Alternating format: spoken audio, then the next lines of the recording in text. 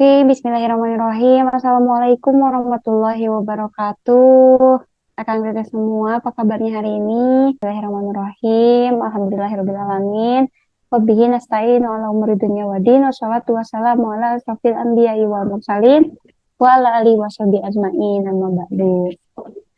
Ya baik, untuk saat ini, hari ini, Alhamdulillah sekarang kita masuk ke bagian sirah lagi.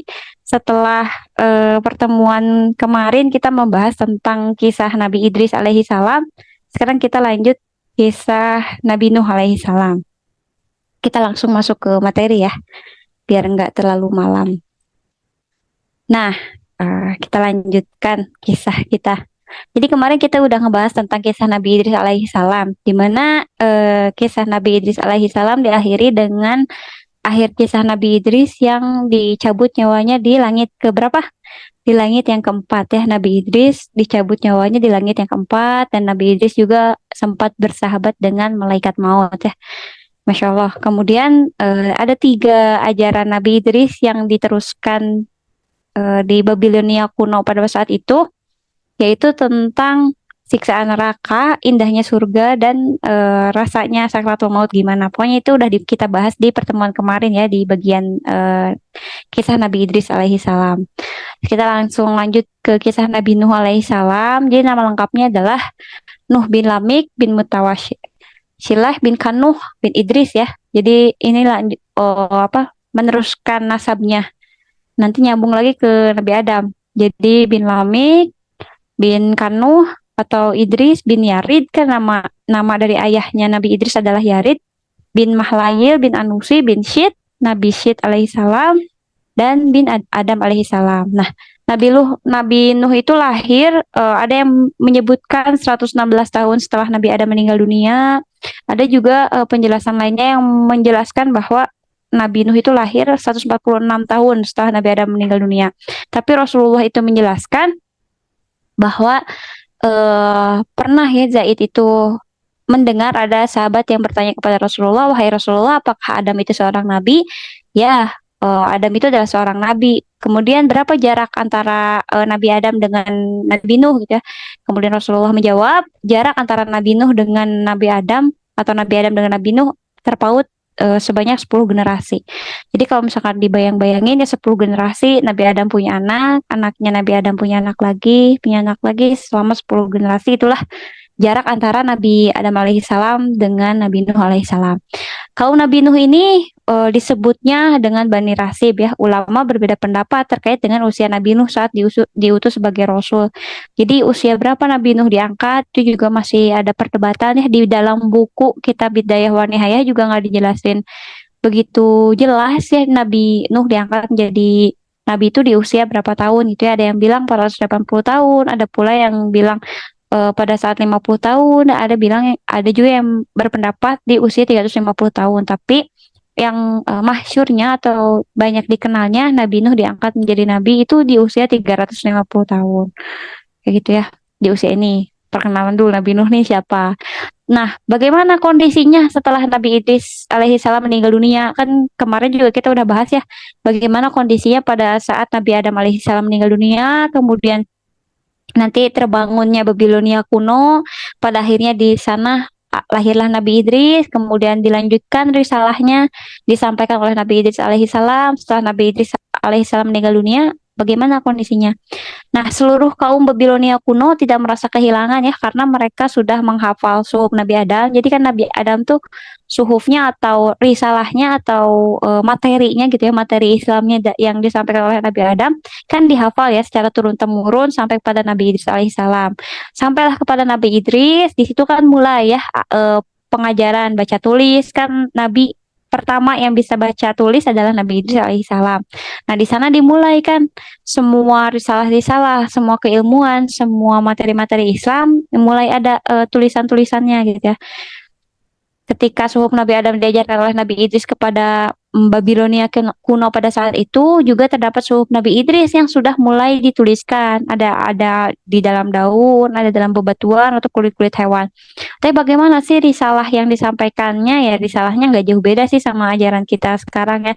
Jadi yang harus kita ketahui bersama bahwa dari Nabi Adam, Nabi Idris, Nabi Nuh, semua yang ajaran yang dibawa itu adalah ajaran Islam sebenarnya. Cuman nanti ketika sampai pada Sirah Nabawiyah atau pada kita di kisah Nabi Muhammad nanti disempurnakan gitu ya. Jadi kita nih sudah mendapatkan risalah Islam yang udah sempurna gitu ya. Kalau misalkan zaman-zaman dulu tuh mungkin masih potongan-potongan beberapa momen gitu ya dan sebagainya kan sejarah masih dibentuk di sana gitu. Namun semakin berkembangnya zaman pada masa itu membuat suhuf Nabi Adam pelan-pelan dilupakan hingga akhirnya menghilang dan tidak diterapkan kembali dalam kehidupan manusia. Jadi setelah Nabi Adam meninggal dunia kan tersisa hanya beberapa orang yang menghafal ajaran-ajaran Nabi Adam kan belum ada apa ya belum ada yang bisa diwariskan gitu ya ilmu-ilmunya karena kan belum tertulis. Nah, di zaman Nabi Idris kan sudah mulai tertulis nih ada di dalam daun, ada di dalam bebatuan, ada di dalam kulit-kulit hewan yang bisa diwariskan. Tapi ya seiring berkembangnya zaman ternyata udah mulai dilupakan kan udah terpaut hampir 10 generasi ya udah mulai dilupakan. Tapi pada masa itu dikisahkannya hanya tersisa ada 5 orang saja yang tetap berpegang teguh kepada pengajaran suhuf-suhuf Nabi Adam, suhuf-suhuf Nabi Idris gitu ya. Nah, 5 orang itu namanya siapa? 5 orang itu dijelaskan dalam Al-Quran juga namanya Wad, Suwa, Yagut, Yauk, dan Nasr. Ini dijelasin ya. Ada Wad, ada Suwa, ada Yagut, ada Yauk sama Nasr. Jadi mereka itu adalah mungkin kalau kita adalah ulama besar ya, yang sangat hafal betul dan sangat menguasai materi-materi Islam mungkin ya pada peninggalan Nabi Idris tuh yang paling menguasainya pada masa itu hanya tersisa 5 orang ini gitu yang paling soleh, yang paling taat, yang dijadiin imam besar gitu ya di zaman itu ya 5 orang ini Wad, Suwa, Yagut, Yauk, dan Nasar. Kelima orang inilah yang masih memahami dan mengamalkan ajaran-ajaran Nabi sebelumnya. Jadi dari zaman Nabi Adam masih ada gitu ya pengajarannya. Terus ajaran-ajaran Nabi Idris alaihissalam juga masih dijaga gitu ya sama mereka berlima ini. Dan setiap ada permasalahan, terutama masyarakat Babilonia kuno yang ditinggalin sama Nabi Idris pada masa itu, ya selalu perginya ke siapa? Ke mereka berlima ini gitu ya. Kalau ada permasalahan kehidupan, terus menemukan masalah dalam ya kehidupannya gitu ya yang berjalan ataupun permasalahan apapun itu, pasti yang ditanyain ilmunya adalah ke 5 orang ini, Wad, Suwa, Yagut, Yauk, dan Nasar. Meminta solusi dan pengajaran. Jadi masyarakat Babilonia kuno ini selama masa kekosongan antara Nabi Idris sama Nabi Nuh alaihissalam, kan belum ada Nabi lagi ya sebelum ada Nabi Nuh. Jadi nanyanya ke 5 orang ini. Sehingga rakyat Babilonia kala itu kehilangan ilmu dan pengajaran yang baik. Ya, tapi kalau ketika 5 orang ini meninggal dunia, hilanglah sudah gitu ya pengajaran kepada Babilonia kuno pada masa itu. Yang namanya manusia pasti ada kematiannya, termasuk orang-orang solih ya. Wad, Suwa, Yagut, Yauk, dan Nasr, ke 5 orang solih ini ya qadarulahnya akhirnya menemui ajalnya sampai ke 5 orang ini meninggal dunia dan pada saat itu masyarakat Babilonia kuno ya kelabakan, nggak ada apa ya, nggak ada pegangan gitu ya, nggak harus nanya ke siapa lagi nih gitu ya di saat seluruh zaman atau zaman pada saat itu sudah nggak ada aturannya yang ditegakkan gitu tentang acara-aturan Islam dan sebagainya. Nah, setelah generasi-generasi solih berlalu, terjadi sejumlah hal yang pada akhirnya memicu manusia untuk menyembah berhala. Kok tiba-tiba berhala? Gimana ceritanya? Hal ini dimulai ketika syaitan membisikkan kepada manusia untuk berbuat sesat.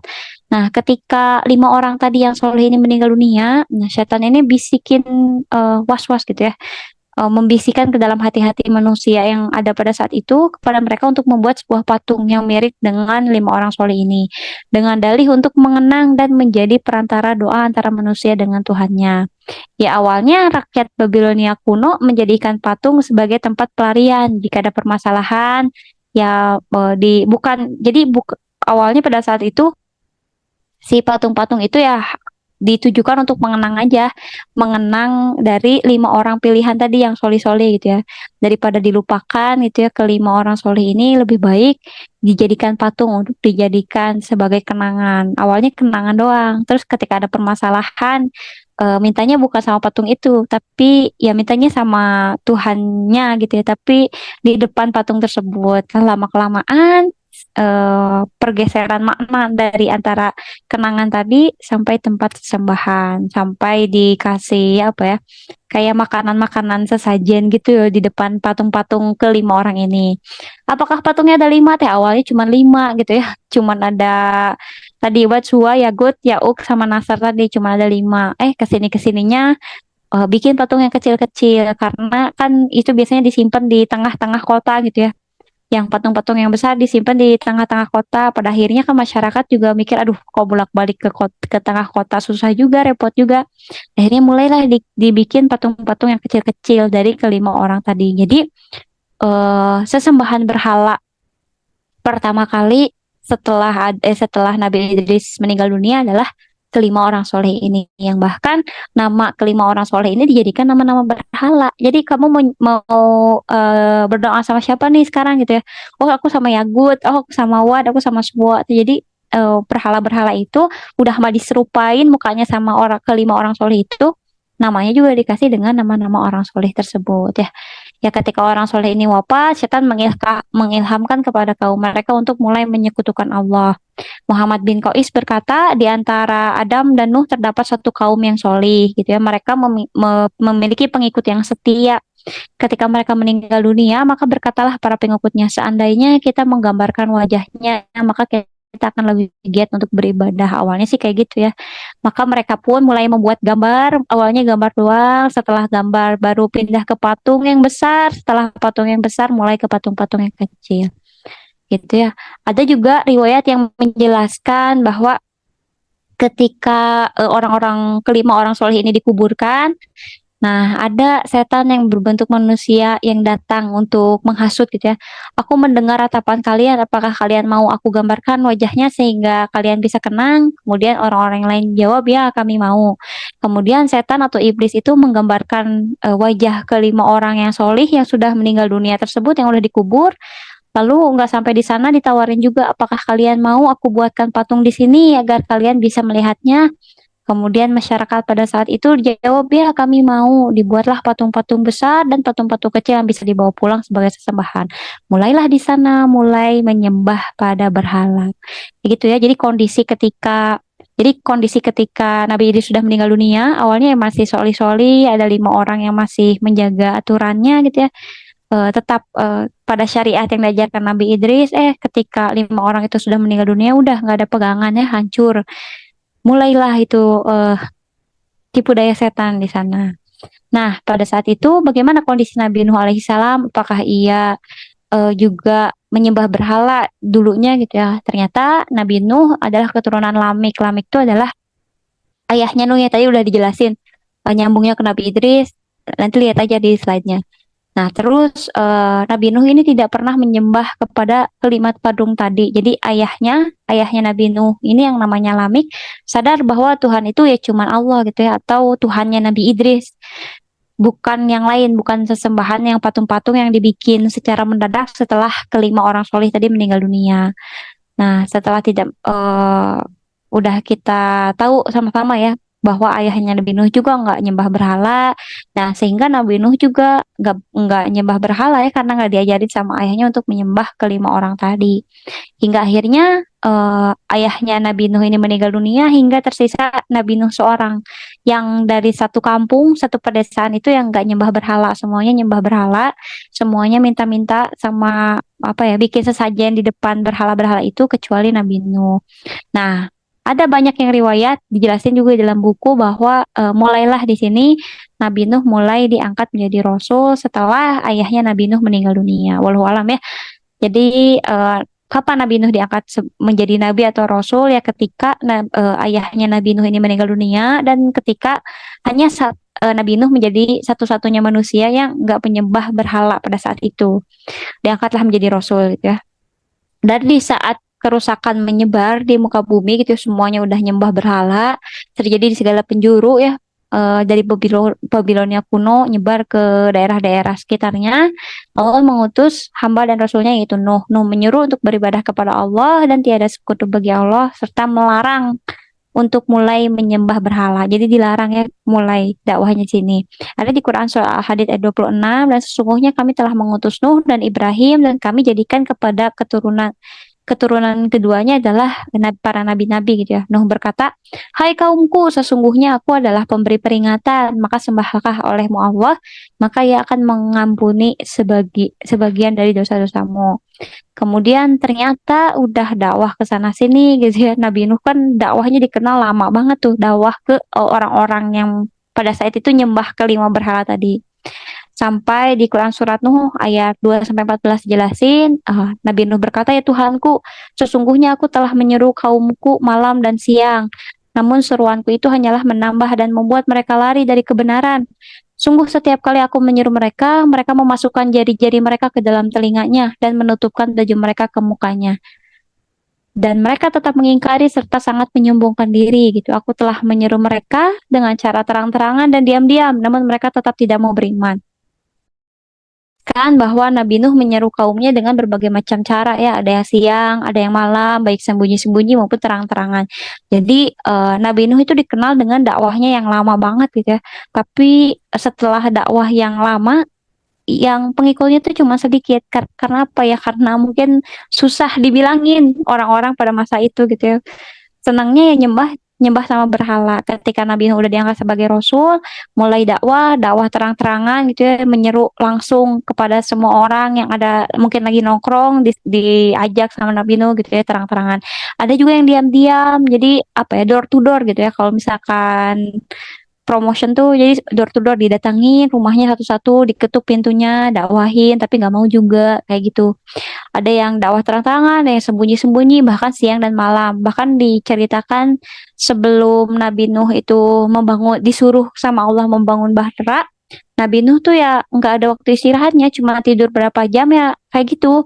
Kalau nggak dakwah terang-terangan, yang ngedatangin rumahnya se-Babilonia kuno didatangin satu-satu.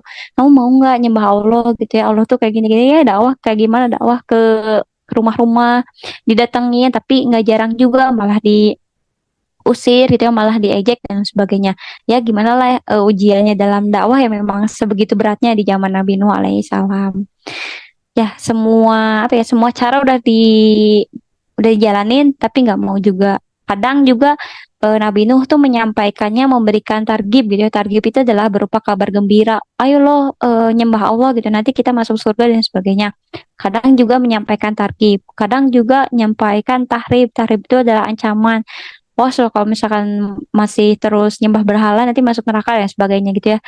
Itu juga tetap nggak bisa gitu ya, nggak bisa apa ya, nggak bisa nambah jemaah, nggak bisa nambah pengikut buat Nabi Nuh alaihissalam. Waktu terus bergulir lama, namun perdebatan di antara rakyatnya Nabi Nuh pada saat itu sama Nabi Nuh, dakwahnya itu nggak berkembang pesat teman-teman. Jadi ketika apa ya, ketika dakwah terus dilakukan dengan berbagai cara, mau siang dan malam, mau sembunyi-sembunyi atau terang-terangan, mau dikasih kabar gembira atau dikasih ancaman, tetap aja nggak nambah-nambah. Ketika setiap satu generasi habis usianya, mereka akan mewasiatkan kepada orang-orang yang hidup setelahnya untuk tidak beriman. Ini salah satu faktor kenapa dakwah Nabi Nuh nggak berkembang pada saat itu. Jadi kalau misalkan sekarang Nabi Nuh dakwahnya ke bapaknya nih, dakwahnya ke bapaknya. Nanti ketika bapaknya udah sakit-sakitan atau udah mulai agak sepuh, agak tua, nanti bilang ke anaknya, kamu nggak boleh, nanti ketika aku udah meninggal dunia, kamu nggak boleh ikut ajaran Nabi Nuh ya gitu ya. Kamu nggak boleh ikut ajaran Nuh ini ya gitu. Nanti ketika anaknya sudah apa ya, sudah mulai dewasa, karena terpapar diwasiatkan seperti itu sama ayahnya, nanti si anaknya ini eh, mewasiatkan lagi kepada anaknya lagi gitu ya, kepada cucunya gitu si bapak ini. Kamu nanti kalau udah gede jangan ikut Nuh ya gitu ya, dia gila dan sebagainya. Ya itu jadi terus menerus gitu ya, dari orang tua ke anak, dari anak ke cucu, cucu ke cicit terus gitu ya dibilangin. Jadi itu yang bikin apa ya, udah terpatri dalam diri orang-orang pada saat itu bahwa ya Nuh itu adalah orang gila, Nuh itu bawa ajaran sesat dan sebagainya, sehingga ya jemaahnya susah nambah. kayak gitu. Itu salah satu alasan kenapa Nabi Nuh tuh jemaahnya nggak nambah-nambah. Nah, emang Nabi Nuh tuh dakwahnya ke kemana aja teh gitu ya. Jadi dijelaskan bahwa Nabi Nuh itu dakwahnya ke tiga generasi. Ada generasi ayahnya, generasi yang pertama gitu ya, generasi para bapak-bapak gitu intinya. Generasi yang kedua para anak-anaknya, generasi ketiga generasi para cucu-cucunya gitu ya. Di generasi ayahnya belum mendapatkan pengikut walaupun dalam kurun waktu puluhan tahun ya ini kita apa ya kita bahas dakwahnya tuh nggak cuma 1 tahun 2 tahun tapi kurang lebih 950 tahun dakwahnya Nabi Nuh tuh kurang lebih ya semasa hidupnya 950 tahun. Kalau misalkan tadi kita ngambil pendapat yang Nabi Nuh diangkat di usia 350 tahun berarti kurang lebih 500 tahun ke atas lah itu dakwahnya Nabi Nuh ya.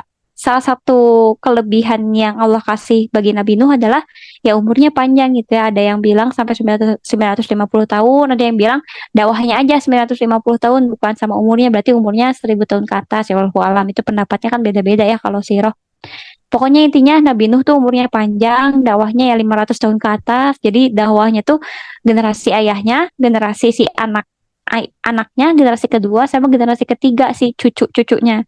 Jadi kalau misalkan Nabi Nuh nih awal berdakwah ketika zaman-zamannya saya misalnya sebagai orang tua, nah nanti eh, terus dilanjutkan pada generasi yang kedua itu anak saya. Nanti ketika sayanya meninggal, kemudian generasi anak sayanya mungkin udah agak sepuh, Nabi Nuh masih berdakwah ke orang-orang yang ada jadi cicit saya gitu ya, jadi cucu saya gitu kalau cucu saya. Jadi tiga generasi itu yang didakwahi oleh Nabi Nuh.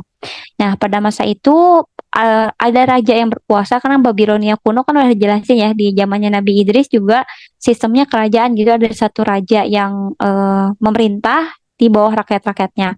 Pada saat itu rajanya yang memerintah pada saat itu bikin aturan kalau jika sedang berkumpul kemudian datang Nuh maka usirlah dia gitu ya. Itu udah dibikin aturan sampai dibikin aturan apa ya? Dibikin aturan kerajaan. Kalau kita lagi ngumpul terus ada Nuh datang, diusir aja Nuhnya gitu nggak apa-apa.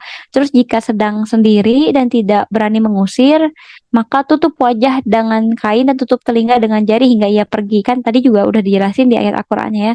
Ketika Nabi Nuh menghampiri si masyarakatnya ini, Babilonia kuno ini yang dijadiin medan dakwahnya Nabi Nuh, ketika didakwahin mereka sampai nutup-nutup telinga gitu ya. Disumpel telinganya sama jari-jarinya sampai nggak mau ngedenger apa yang diucapkan oleh Nabi Nuh. Kalau nggak disumpel telinganya sama jari-jarinya mereka tuh memalingkan wajah, menutup wajah mereka dengan pakaiannya mereka gitu ya, menutup kepalanya, membungkus kepalanya sehingga apa yang dikatakan Nuh tuh nggak sampai sama mereka gitu sampai sama. Jika dia datang pada para remaja, silahkan untuk ejek dengan sebutan orang gila. Dan jika dia datang pada anak-anak, maka lempari saja dia dengan batu. Jadi kalau misalkan datang ke orang-orang tua yang udah sepuh, ya udah gitu ya sifatnya disumpel telinganya pakai jari, dihindari, diusir dan sebagainya. Kalau datang sama remaja, malah diejek-ejek gitu ya Nabi Nuh tuh. Kalau misalkan datang sama anak-anak kecil, bahkan anak-anak kecil udah itulah apa ya?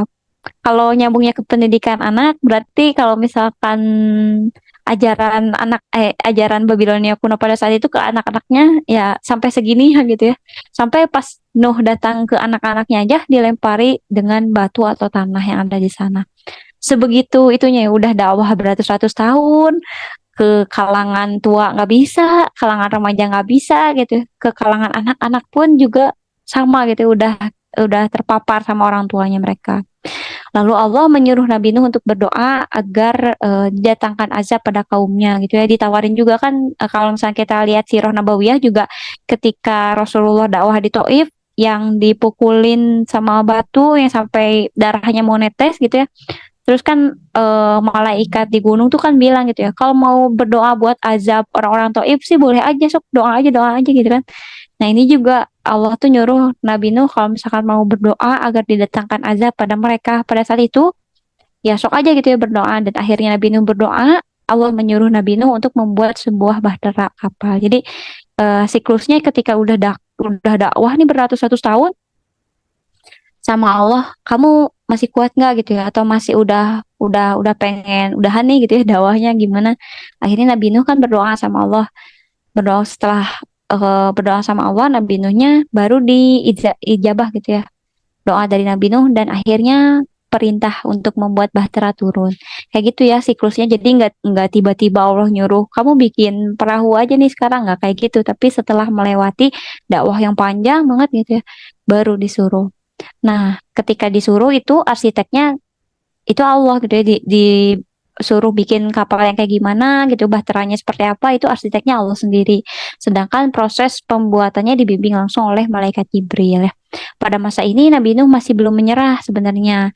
Nabi Nuh ingin menambah umatnya. Nah, ini ada beberapa kisah samping ya. Jadi ada beberapa riwayat di kitab Bidayah wa Nihayah itu ada yang meriwayatkan Nabi Nuh itu punya istri itu dua.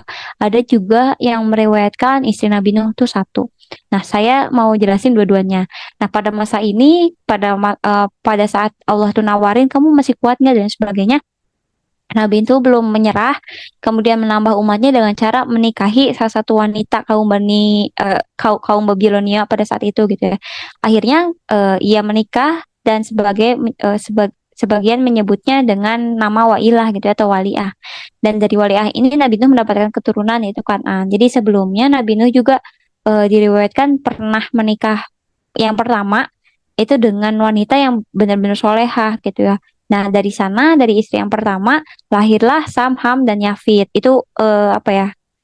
Dari referensi yang pertama gitu ya, istrinya Solih, lahir dari Sam, Ham, dan Yafid. Tapi dari istri yang kedua, dari Waliah ini yang terkenal dengan psikopat, nggak mau taat, itu lahir dari Kan'an. Tapi ada juga yang bilang, enggak kok, semua anak tuh lahir dari Waliah ini gitu ya, yang nggak mau taat. Jadi Nabi Nuh cuma punya satu istri. Ya walau alam bisawab gitu ya, terserah mau ngambil riwayat yang mana. Tapi kedua riwayat itu ada di kitab Bidayah wa Nihayah karya Imam Ibnu Katsir.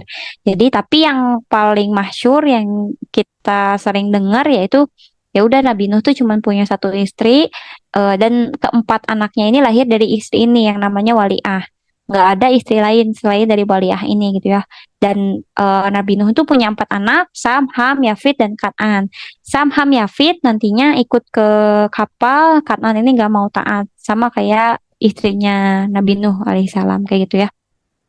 Itu aja cerita sampingnya. Setelah putus asa, mengharapkan kebaikan dan keberuntungan kaumnya, melihat sama sekali nggak ada kebaikan lagi nih.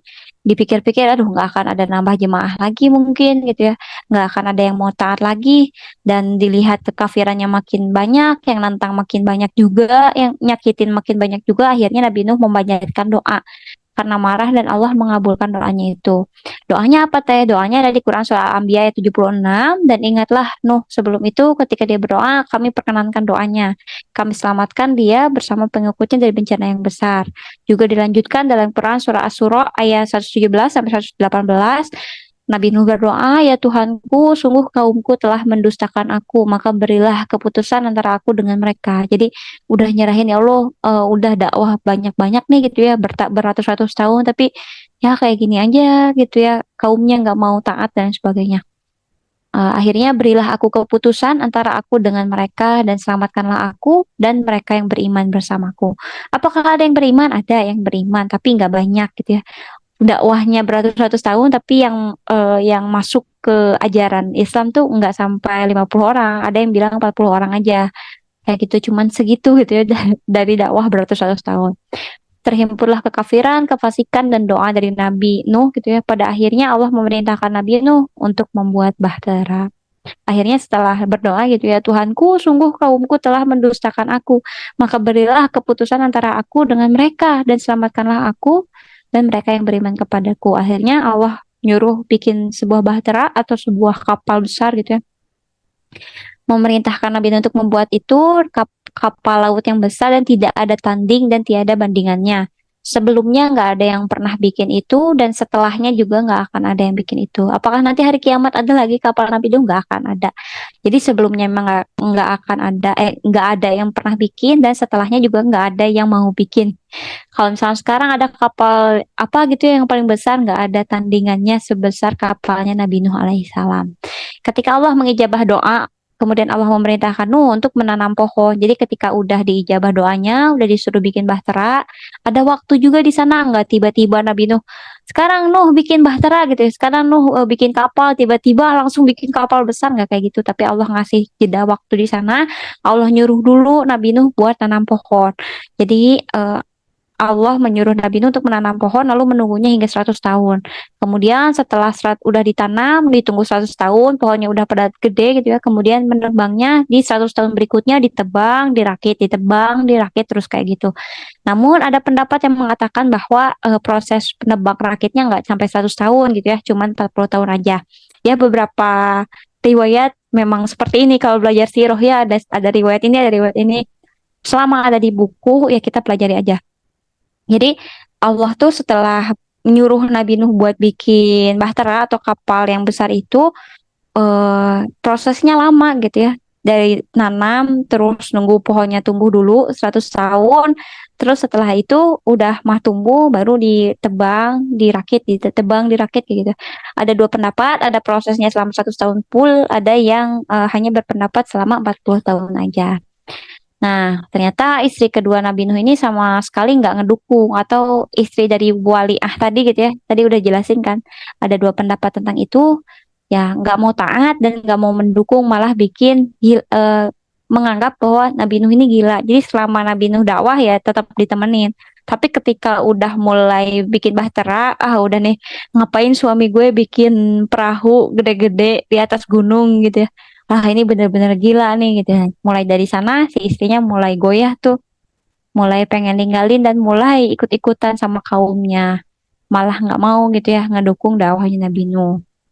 Tuh, akhirnya Nuh menceraikannya dan ia kembali kepada sesembahan berhala yang diyakini, sedangkan anaknya Kan'an atau ada juga yang bilang namanya Yam, wallahu alam, berada di bawah pengasuhan ibu yang tidak beriman. Ada pula yang menyebutkan bahwa istri Nabi Nuh hanya satu dan melahirkan semua anaknya. Ini udah jelasin tadi ya. Jadi ada dua pendapat yang berbeda. Silahkan masuk mau apa mengambil pendapat yang mana. Tapi yang paling masyhur istrinya cuma satu dan melahirkan seluruh anaknya. Rasulullah pernah bersabda, Nuh tinggal di tengah-tengah kaumnya selama 1000 tahun kurang 50 tahun. 1000 tahun kurang 50 tahun berarti 950 tahun. Ia menanam pohon selama 100 tahun, pepohonan kemudian tumbuh besar dan bertebaran di mana-mana. Setelah itu, Nuh memotong kayunya lalu membuat kapal. Setiap kali kaumnya melintas, mereka mencemoohnya. Mereka mengatakan, kau membuat kapal di darat gitu ya. Bagaimana ia bisa berlabuh? Sedangkan Nuh hanya menjawab, kelak kalian pasti akan tahu ya. Pikirin aja kalau misalnya sekarang kita lihat orang bikin kapal besar, bahtera besar, tapi di atas gunung. Ngapain gitu kan? Kita kita juga pasti mikir kalau misalkan kita mikirnya nggak ada iman ya, nggak sebelum ada iman yang datang gitu. Ngapain kamu bikin kapal di atas gunung? Emang air bakal ke sini gitu kan? Mikirnya kayak gitu. Tapi Nabi Nuh tuh jawab kelak kalian pasti akan tahu. Nah, barulah di situ proses bikin bahteranya terjadi gitu ya. Sebagian ulama berpendapat Allah memerintahkan Nuh untuk menanam pohon, ini dijelasin ya tadi. Menanam pohonnya selama 100 tahun, selanjutnya ditebang, dirakit, selama ada yang bilang 100 tahun, ada yang bilang 40 tahun aja. Muhammad bin Ishaq meriwayatkan kapal Nuh terbuat dari kayu jati, sumber lain menyebutkan ada kayu cemara, ada kayu yang lain-lainnya. Kemudian Imam Sauri menambahkan Allah memerintahkan Nuh untuk membuat kapal sepanjang 80 hasta. Bagian luar dan dalamnya dicat dengan ter dan memasang haluan berbentuk cekung yang untuk membelah air. Kayak gitu, itu bentuknya gitu ya, kurang lebih kayak gitu. Ibnu Qatadah menjelaskan panjang kapal Nabi Nuh tuh 300 hasta dengan lebar 50 hasta. Jadi kalau tingginya Nabi Adam kan kemarin sekitar 60 atau 70 hasta. 60 sama 70 hasta itu kurang lebih 70 orang manusia zaman sekarang dengan tinggi 2 meter kurang lebih ditumpuk 70 orang ke atas, itu tingginya Nabi Adam alaihissalam. Itu cuma 60 hasta. Bayangin ini kapalnya 300 hasta. 300 hasta berarti berapa orang tuh? Kalau 60 hasta aja 70 orang, kurang lebihnya 300 orang lah. 300 orang zaman sekarang, manusia zaman sekarang dengan tinggi 2 meter kurang lebih dijajarin atau ditidurin gitu ya, ditidurin atau ditumpuk ke atas 300 orang. Bayangin panjang kapal Nabi Nuh tuh sepanjang itu, 300 hasta dengan lebar 50 hasta. Hasan Al-Basri mengatakan bahwa panjangnya itu lebih panjang lagi nih. Hasan Al-Basri berpendapat panjangnya itu 600 hasta dengan lebar 300 hasta. Ya, Ibnu Abbas menjelaskan panjangnya 1.200 hasta dengan lebar 600 hasta. Ya, banyak gitu ya, riwayatnya banyak. Ada yang berpendapat 300, 600, bahkan panjangnya 1.200. Ya, bayangin aja kapal sebesar apa yang bisa nampung seluruh jenis makhluk hidup dan itu berpasang-pasangan. Ada gajah di sana, ada gajah jantan betina, ada jerapah jantan dan betina, ada singa jantan dan betina. Pokoknya kita bayangin seluruh isi kebun binatang berpasang-pasangan dimasukin ke kapal. Ya, sebesar itulah kapalnya ya. Bayanginnya kayak gitu ya kan, seluruh seluruh makhluk hidup, nanti seluruh hewan dipilih kan sama Allah tuh, yang jantan sama yang betina pilihin masukin ke dalam kapal semuanya gitu. Ya kita anggapnya aja, bayanginnya ya seluruh hewan yang ada di kebun binatang, jumlahnya masing-masing jenis hewan ada dua, jantan dan betina, masuk semua ke dalam kapal. Berarti kapalnya sebesar apa? Ya sebesar itu gitu. Masya Allah ya. Jadi jangan bayangin kapalnya kecil, tapi kapalnya sangat besar. Nah, kemudian mereka semua menyatakan tinggi kapal mencapai 30 hasta. Nah, nanti di dalam kapalnya bayanginnya ada 3 tingkatan. Jadi di kapal itu tuh nggak cuma 1 tingkatan aja, tapi ada tingkatan, ada 3 tingkatan. Tingkat yang bawah, tingkat yang pertama itu yang bawah untuk hewan dan binatang buas. Jadi untuk hewan-hewan dan binatang buas itu disimpan di paling bawah. Ada tingkat yang kedua yaitu untuk manusia, tingkat yang ketiga itu untuk burung-burung dan hewan-hewan yang jinak dan hewan-hewan yang kecil. Nah, di antara tingkatan-tingkatan itu terdapat pintu-pintu yang terpasang gitu ya di Aduh, sepanjang jangan kapal gitu juga. dong, ini lagi nonton nih. Nah, terus Allah juga memerintahkan Nuh untuk memuat semua hewan berpasang-pasangan. Jadi apakah akal-akalan dari Nabi Nuh aja nih buat ngambil seluruh hewan berpasang-pasangan? Enggak, Allah yang nyuruh. Allah memerintahkan Nuh untuk memuat semua hewan berpasang-pasangan, jantan dan betina, apapun makanan yang bernyawa sebagai penopang kehidupan agar semua hewan berketurunan, mengangkut keluarga dan beriman. Jadi selain ngangkut hewan, disuruh juga buat apa ya, nyiapin bekal-bekal gitu ya, bekal-bekalnya buat di perjalanan dan sebagainya, diangkut sama sama Nabi Nuh dan disuruh sama Allah. Jadi angkut semua hewan-hewan jantan yang betina masuk ke dalam kapal semuanya ya. Kalau misalkan nyari atau generate di AI sih gambarnya ya kayak gini gitu, kurang lebih gambarannya gitu ya, ada gajah jantan betina, jerapah betina gitu dan sebagainya, sapi, semuanya pokoknya semua hewan dimasukin. Dan setiap membuat bahtera, kaumnya itu akan mengejeknya setiap malam. Nah, kan diejek aja nggak cukup. Setiap malam kaumnya ini, kaum Babilonia ini ketika ketika Nabi Nuh bikin kapal, terus ngerakit kapalnya, ia kaumnya itu akan mengumpulkan kotoran, pu dan pi gitu ya. Pu itu kotorannya, pi itu cairannya. Dan membuangnya di dalam bahtera yang sedang dibuat. Jadi sengaja tuh sekampung, bayangin aja satu RT ngumpulin pu dan pi jadi satu tempat terus dibuangnya di kapal Nabi Nuh alaihissalam yang lagi belum jadi gitu ya.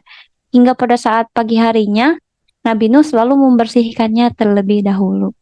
Jadi ketika malamnya, udah kayak udah istirahat nih, udah bikin kapal dan sebagainya sama orang-orang yang beriman tuh dibantuin ya kan, bikin kapalnya sama orang-orang beriman dibantuin. Nanti pas paginya dilihat ada kotoran lagi gitu ya, ada kotoran punya, ada kotoran pinya. Nah sama orang-orang yang beriman sama Nabi Nuh dibersihin lagi, malamnya dibuang lagi ke sana, pagi besoknya gitu lagi terus tiap hari. Bayangin tiap hari ngebersihinnya, udah jenuh banget ya kalau kita. Nah, Nabi Nuh diperintahkan untuk membawa setiap hewan berpasangan juga membawa bekal makanan yang bisa dimakan sebagai perbekalannya. Sebagian menyebutkan burung pertama yang masuk ke dalam kapal adalah burung parkit, sejenis burung kakak tua dan sebagainya gitu ya. Sedangkan hewan yang terakhir masuk adalah keledai dan iblis bergantungan pada ekor keledai. Ada satu riwayat yang lemah di dalam kitab Bidayah wa Nihayah bahwa Rasulullah pernah bersabda, karena hadisnya lemah gitu ya. Rasulullah pernah bersabda saat Nuh mengangkat setiap hewan berpasangan masuk naik ke dalam kapal, ceritanya kapalnya udah jadi bertahun-tahun, berpuluh-puluh tahun gitu ya.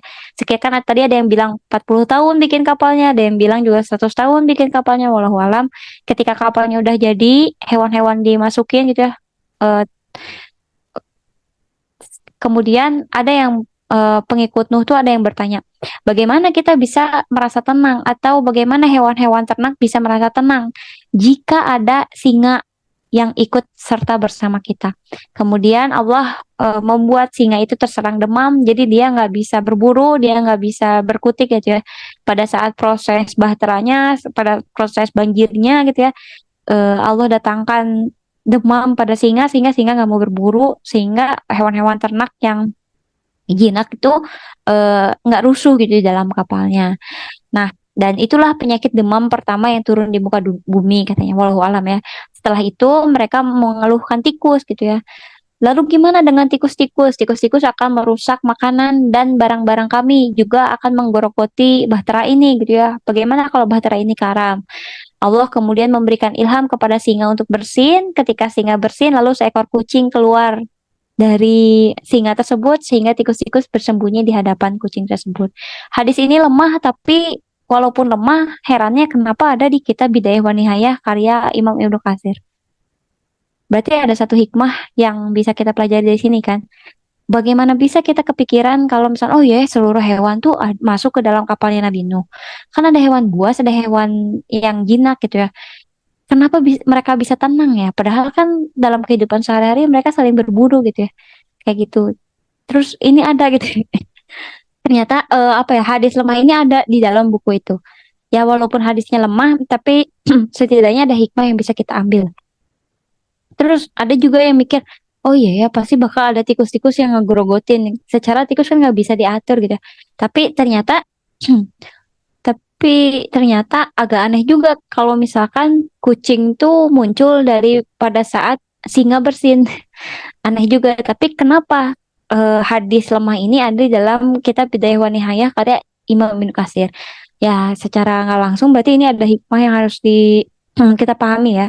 Walaupun nggak bisa diimani sepenuh hati, setidaknya bisa untuk nambah wawasan. Kita lanjutkan, kemudian Allah berfirman, dan muatkan pula orang-orang yang beriman. Udah mulai dimasuk-masukin. Setelah hewan selesai, masukin orang-orang beriman gitu ya.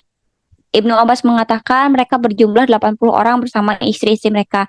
Jadi pasang-pasangan gitu ya. Karena yang beriman 40 orang, berpasang-pasangan jadi 80 orang. Dan ada yang berpendapat dari Ka'ab al-Ahbar mengatakan cuma 72 orang. Ada juga yang berpendapat cuma 10 orang. Ya masyhurnya itu cuma 40 orang. Jadi setelah berpasangan itu ada 40 orang yang masyhurnya gitu ya. Terserah ini riwayatnya yang mana yang mau dibawa, semuanya ada di dalam kitab Bidayah wa Nihayah. Kemudian Nuh dan pengikutnya bersama 3 anaknya, Sam, Ham, dan Yafid naik ke dalam kapal. Sedangkan istrinya yang namanya Waliah tadi dengan anaknya Kan'an itu nggak mau. Dan tidak ikut ke dalam kapal, mereka tenggelam bersama orang-orang kafir lainnya karena tidak mau mengikuti ajakan dari Nabi Nuh. Nabi Nuh sempat manggil anaknya gitu ya, hai anakku, naiklah ke atas kapal bersama orang-orang yang beriman, maka kamu akan selamat gitu ya. Tapi anaknya bilang, tidak, aku akan mencari perlindungan ke atas-atas gunung. Kemudian Nabi Nuh itu bilang, tidak ada yang bisa melindungimu dari azab Allah. Tapi karena anaknya nggak mau beriman dan nggak mau ikutin Nabi Nuh, akhirnya gelombang air menjadi penghalang dan pemisah di antara keduanya. Pada intinya, anak Nabi Nuh ada 4, Sam, Ham, Yafid, dan Kan'an atau Yam. Tapi yang masuk ke dalam bahtera atau kapal yang diselamatkan adalah Sam, Ham, dan Yafid. Sementara Kan'an atau Yam ini nggak mau ikut. Istrinya Nabi Nuh juga udah nggak mau ikut ya. Dari pas bikin bahtera juga udah nggak mau ikut dakwahnya Nabi Nuh gitu ya. Udah nggak mau ada hubungan apa-apa lagi lah. Nah, perlu dibayangin juga setelah kita membayangkan kapal Nabi Nuh yang sebegitu besar, kita harus pahami dulu nih bahwa banjirnya Nabi Nuh tuh bukan banjir yang ecek-ecek, tapi banjirnya itu air menutupi seluruh permukaan bumi. Seluruhnya permukaan bumi itu tertutup sama air. Kemudian seluruh permukaan bumi itu mengeluarkan air, bahkan tungku-tungku yang tadinya jadi tempat api ikut memancarkan air. Jadi air tuh nggak cuma ada dari langit aja, tapi Allah tuh sengaja gitu ya mengeluarkan sumber-sumber air baru sehingga seluruh permukaan air tuh tertutupin. Seluruh permukaan bumi ketutup sama air semua. Ya, Ibnu Jarir menjelaskan banjir itu terjadi tanggal 13 bulan Ab menurut kalender kaum Kipti. Sekelompok musafir menyatakan air menutupi puncak gunung tertinggi di bumi sehingga 15 hasta. Sekarang gunung yang paling tinggi itu berapa meter di atas laut? Itu masih tenggelam sebanyak 15 hasta. Jadi kurang lebih 15 orang dengan tinggi 2 meter masing-masing ditumpuk ke atas 15 orang. Ya kurang lebih segitu. Itu gunung yang tertinggi aja ketutup airnya 15 orang ditumpuk ke atas. Bayangin itu gunung loh, gunung tuh udah ketutup sedemikian dalamnya gitu ya. Jadi air banjir yang ada di zaman Nabi Nuh tuh menutupi seluruh permukaan bumi, nggak satu desa, nggak satu komplek. Kalau misalnya kita sekarang mikirnya, oh banjir Nabi Nuh ya cuman banjir-banjir kayak kita sekarang deh, terus naik kapal. Enggak, teman-teman, enggak. Seluruh permukaan bumi itu ketutup sama air, bahkan gunung tertinggi pun masih ketutup sama air. Dalamnya aja masih 15 orang yang tingginya 2 meter ditumpuk ke atas, itu dalamnya dari gunung tertinggi. Bayangin sedalam itu. Akhirnya sumber lain menyebutkan ada juga yang 80 hasta. Air itu menutupi seluruh permukaan bumi, menutupi seluruh lembah dan bukit, menutupi pegunungan, pasir, dan tak satu pun makhluk hidup di muka bumi ini yang selamat. Jadi selain dari orang-orang yang ada di bahtera Nabi Nuh, selain dari hewan-hewan yang ada di dalam bahtera Nabi Nuh, seluruhnya meninggal dunia. Jadi bayangin aja bahwa ini adalah kasus Allah mereset semua kehidupan di muka bumi. Direset ulang kehidupan tuh teman-teman. Jadi ketika udah kehidupan Nabi Adam, udah kehidupan Nabi Idris alaihi salam, di zaman Nabi Nuh ini direset ulang semuanya. Yang hidup cuman manusia yang ada di dalam bahtera itu, sama Nabi Nuh, sama anak-anaknya, sama orang-orang yang beriman, sama hewan-hewan yang Allah selamatkan gitu ya di sana, di bahtera itu. Dan semua mata air mulai meluap, kondisi terus-menerus hujan tiada henti. Banyak para ibu yang berusaha untuk menyelamatkan anaknya. Ini ada satu riwayat ketika mulai air tuh mulai naik terus, sumber air tuh terus naik gitu ya, terus air dari langit juga turun. Ada satu momen di mana ada ibu orang kafir yang bawa-bawa anak bayi. Dia tuh lari ke bukit yang agak tinggi, tetap aja mau tenggelam. Lari lagi ke atas gunung, tetap aja mau tenggelam. Hingga terakhir kali Nabi Nuh tuh melihat ibu yang bawa bayi itu, ibu tuh mengangkat bayinya tinggi-tinggi gitu ya. Si air tuh udah sampai lehernya, padahal dia udah ada di gunung tertinggi. Air tuh udah sampai di lehernya, sehingga nggak ada jalan lagi buat nyelamatin bayinya selain untuk mengangkat tinggi bayinya gitu ya, biarin aku aja yang tenggelam asal bayiku selamat. Tapi ternyata enggak juga gitu ya, ikut tenggelam juga dengan bayinya ibu orang kafir itu.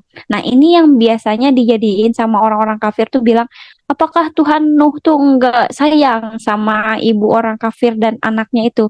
Kenapa Tuhannya Nuh tuh tega apa ya, menenggelamkan ibu dengan bayi itu gitu ya. Nah itu kisah-kisah momen di saat momen itu banyak orang-orang kafir yang apa ya, menggoreng gitu ya, menggoreng kisah itu berarti Tuhannya Nabi Nuh tuh sebenarnya nggak sayang loh sama manusia. Tuh ada ibu yang bawa bayi kok nggak diselamatin, kok malah ditenggelamin.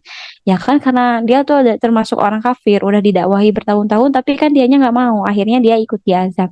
Seperti itu ya kurang lebihnya. Ini kisah samping juga yang ada di kitab Bidayah wa Nihayah. Itu juga dijelasin dalam Quran surah Al-Hud ayat 40. Kalau mau baca mangga dari 40 ke bawah itu kisahnya kisah tentang itu. Air menutupi seluruh permukaan bumi hingga menutupi puncak gunung-gunung, hingga seluruh isi bumi terselimuti dengan air tersebut. Tidak ada makhluk hidup yang tersisa ketika itu kecuali orang-orang yang ada di bahtera. Imam Malik berkata, penduduk zaman itu telah memenuhi dataran tinggi dan gunung-gunung, tapi tetap aja nggak selamat. Abdurrahman bin Aslam berkata juga, tidak ada sesuatu di atas bumi, melainkan sudah terendam dengan air seluruhnya.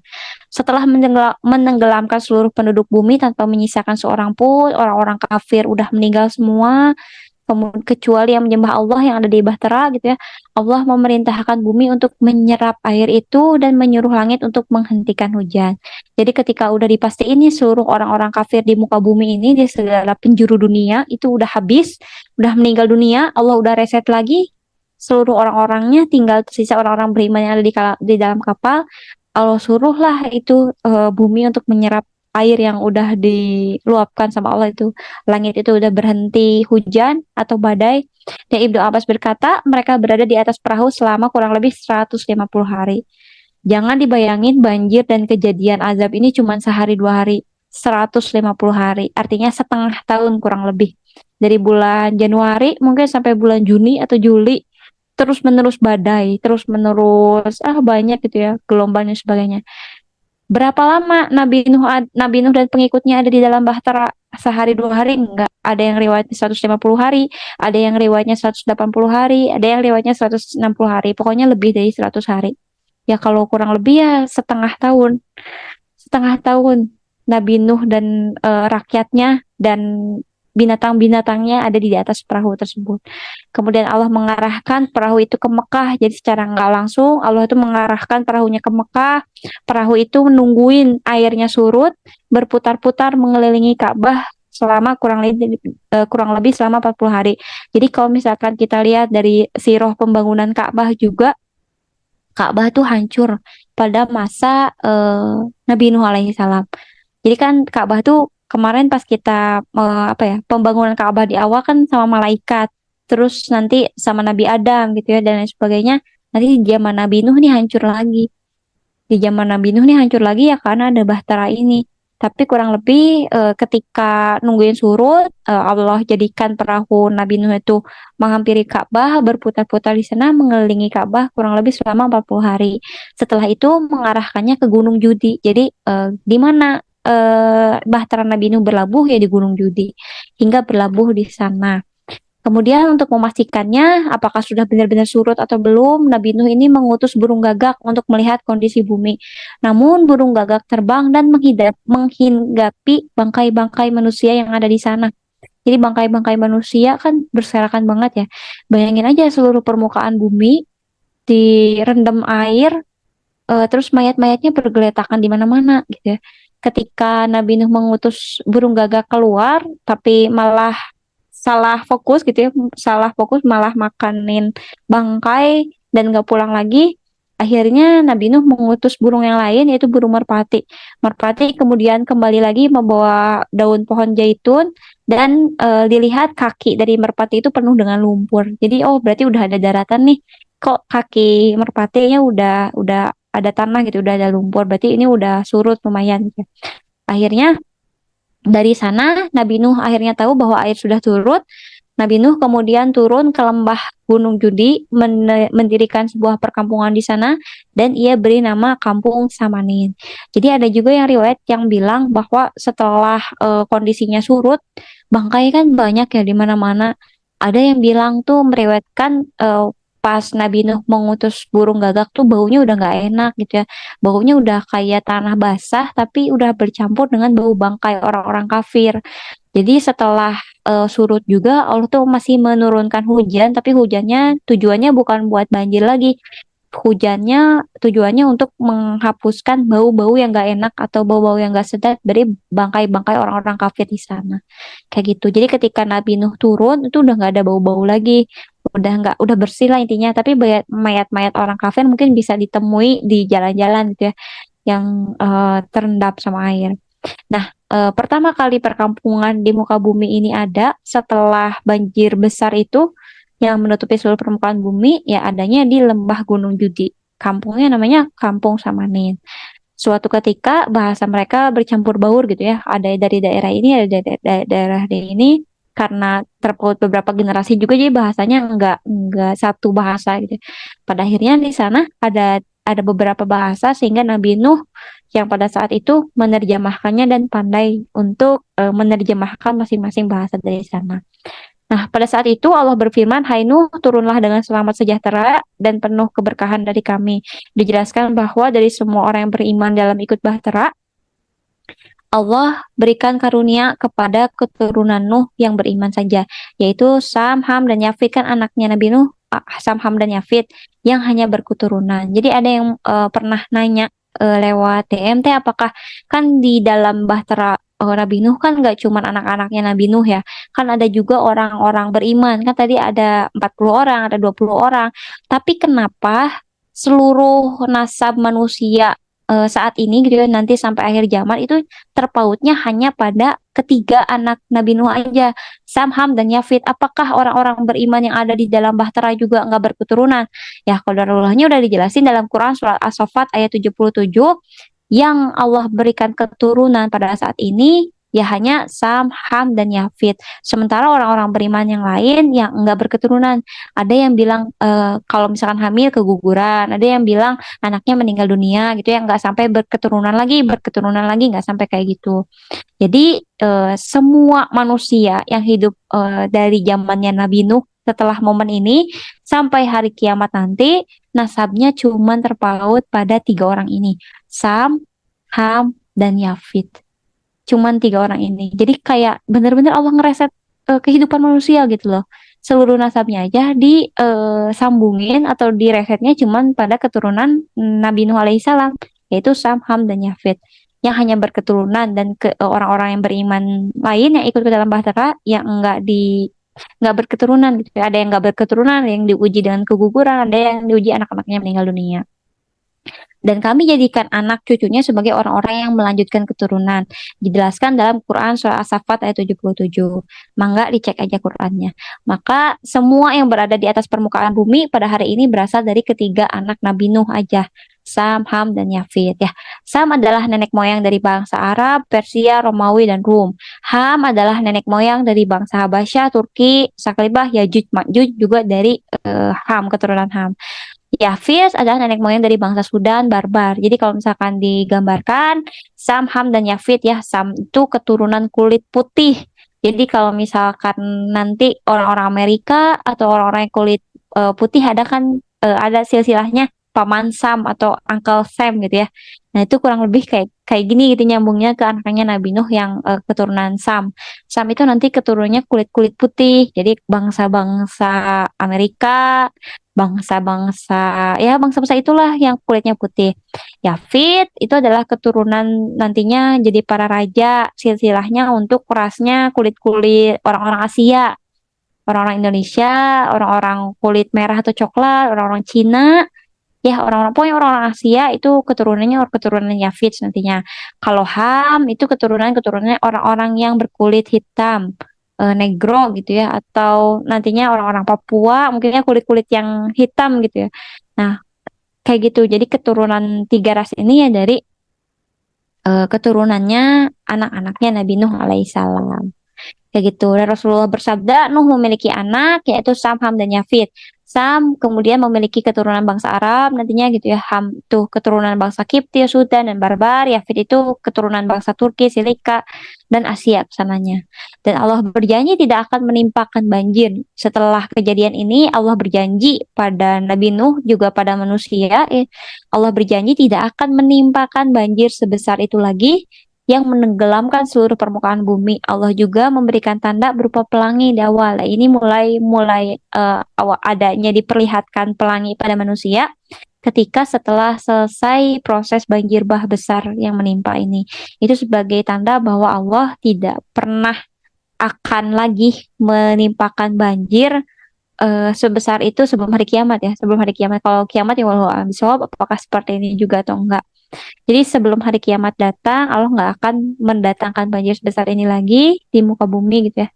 Dan Ibnu Abbas menjelaskan bahwa pelangi itu seperti busur tanpa senar, di mana ini tanda bahwa Allah tidak akan menimpakan banjir yang sebesar itu lagi kepada manusia. Akhirnya surutlah tuh air bahnya. Nabi Nuh juga udah bikin kemah-kemah di bawah Gunung Judi tadi ya, udah bikin perkampungan. Nah, ditutup dengan bagaimana pribadi Nabi Nuh alaihi salam. Dijelaskan dalam Quran surah ayat 3, sesungguhnya Nuh adalah hamba Allah yang banyak bersyukur. Jadi keistimewaannya Nabi Nuh, selain dari ujiannya yang tadi gitu ya, terus proses azabnya dan sebagainya, Nabi Nuh ini adalah orang yang selalu bersyukur. Jadi Nabi Nuh itu selalu bersyukur atas makanan yang ia makan, atas minuman yang ia minum, atas segala hal yang ia miliki, ya selalu bersyukur gitu. Kalau udah makan, mau nemu makanan bersyukur, nemu minuman bersyukur, punya apa, selalu bersyukur pokoknya orang pribadinya. Rasulullah juga pernah bersabda, sesungguhnya Allah ridha kepada seseorang hamba yang memakan suatu makanan lalu bersyukur atasnya. Juga minum dalam keadaan bersyukur atas minuman yang diminumnya. Bagaimana puasanya Nabi Nuh alaihissalam? Apakah Nabi Nuh udah puasa? Rasulullah juga pernah menjelaskan, Nabi Nuh berpuasa selama setahun penuh kecuali hari raya Idul Fitri dan hari raya Idul Adha. Jadi selain dari hari raya itu, Nabi Nuh itu berpuasa. Nabi Daud berpuasa setengah tahun karena hari ini puasa, besoknya enggak. Kan puasa Nabi Daud kayak gitu ya. Nabi Daud berpuasa setengah tahun dan Nabi Ibrahim berpuasa di 3 hari pada setiap bulan, atau berpuasa setahun dan tidak berpuasa setahun. Itu hadis riwayat Al-Baihaqi, juga ada dijelaskan di dalam buku. Bagaimana ibadah haji Nabi Nuh alaihissalam? Saat Rasulullah melaksanakan haji dan sampai di lembah Asfan, Rasulullah bertanya, ada Abu Bakar di sana, wahai Abu Bakar, lembah apa ini? Abu Bakar menjawab, ini adalah lembah Asfan ya Rasulullah. Kemudian Rasulullah itu menjelaskan kembali, sesungguhnya Nuh, Hud, dan Ibrahim telah melewati lembah ini dengan mengendarai unta merah yang dikendalikan dengan tali kekang dan sarung-sarung dari aba, dan mereka itu melakukan haji. Jadi apakah puasa zaman Nabi Nuh, kemudian ibadah haji zaman Nabi Nuh itu sama kayak ibadah sekarang? Jawabannya pasti beda ya, karena kan zaman-zaman dulu aturannya juga belum sebegitu detail dan sebegitu jelas kayak kita sekarang. Mungkin puasa-puasa, tapi aturan-aturannya di zamannya nggak sama kayak kita sekarang. Kan kita juga pas proses turunnya puasa, kalau misalkan dilihat sejarahnya kan ada perbedaan waktu ya. Di zaman Rasulullah dulu memang diwajibin puasa, tapi pas perintahnya belum turun secara sempurna, kan puasanya dari Isya sampai Maghrib. Udah mulai puasa pas Isya, buka pas Maghrib. Setelah Maghrib sama Isya waktu berpuasa, pas nyampe Isya kita puasa lagi. Karena itu kan aturan dari ayat Qur'annya belum turun seluruhnya gitu ya. Sampai kan ada sahabat Rasulullah yang pingsan pada saat proses berpuasa dari Isya sampai Maghrib itu karena nggak kuat. Nah, setelah rampung ayat Qur'annya turun, aturan Islamnya turun, ya barulah aturan puasa waktu dari terbit matahari sampai terbenam matahari itu ada.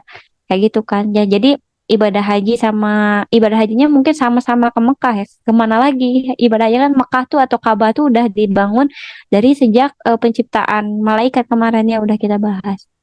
Kayak gitu. Apakah tata caranya sama? Ya pasti beda. Ada beberapa beda karena risalahnya belum sempurna. Maka dari itu Nabi Muhammad ada dan Islam ada ya karena disempurnakan di akhir zaman.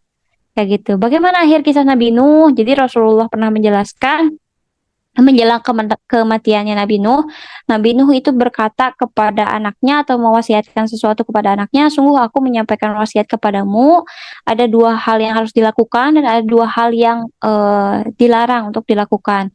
Aku memerintahkanmu untuk selalu mengucapkan dan mengamalkan la ilaha illallah.